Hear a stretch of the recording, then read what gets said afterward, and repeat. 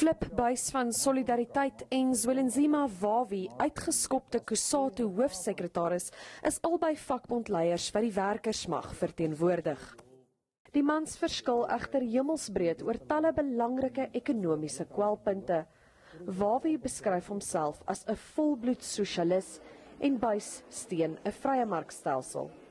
Tog het Wawi en Solidariteit deelgeneem aan verlede week se teen-korrupsie optog. En hulle is dit eens dat Suid-Afrika meer sulke veldtogte nodig het, onder meer een om morele verval te kritiseer. We need to have a conversation, and there's no doubt about that.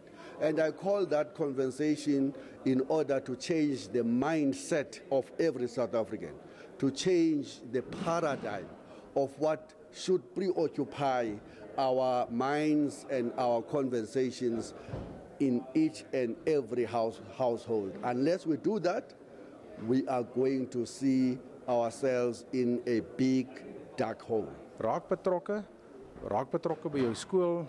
Kyk eerstens na jou gesin, weet hulle sê alles begin by die huis, maar raak betrokke by die instellings wat waardes oordra en sorg dat jy self 'n rolmodel is vir jou gesin en vir jou gemeenskap.